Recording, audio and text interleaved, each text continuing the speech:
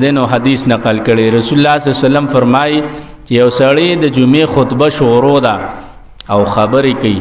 د مثال د خر دی د دې آیات نه استدلال کړي په نو شو د جمعې پر ورځ باندې امام مدري خطبه وایي نو د مثال سره د مثال د خر دی حدیث په ذکر کړ او نبی صلی الله علیه وسلم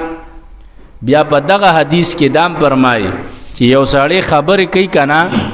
یو سړی خبرې کوي نه هغه ته بم دانه وي چې چپشا کتا ورته وي چپشا نو استاد جمعې ثواب لاړ یو سړی د خطبه په دوران کې د جمعې د خطبه دوران کې امام خطبه وي او تاسو کو تا بل کس خبره کې تو ورته وي چپشا نو ستان د جمعې ثواب ختم شو د جمعې چې د مونږ څومره ثواب دی ځان لري پسین لوک هغه فرض د ناداد شو چې څومره ډیر ثواب د جمعې په مونږ الله ورکي هغه ثواب د ځان لسین تلاړه کنه جمعې په ورځ خطبه امام وای بل تبم نه وي چې غلې شه پخپل بغل ناشته او موږ څنګه موږ دیوال تلا سي ډډ دا ګورې ناروا دي امام چې خطبه وای خخکله اتحیات په شکل باندې کینا توجه سره کینا او دې چې سوي نه کپويږي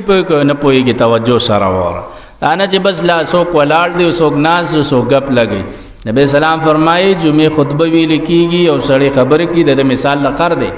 پوه شو به کنه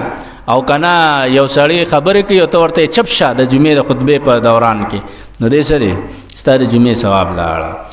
بیس مثل القوم الذین ډیر بد مثال د قوم دای کسانو کذبوا چې دروغ جنتیا کوي بیاات الله پیاتونو د الله والله لا يهدي القوم الظالمين الله هدایت نه کوي قوم ظالمانو ته یا ارحم الراحمین برحمتک استغفر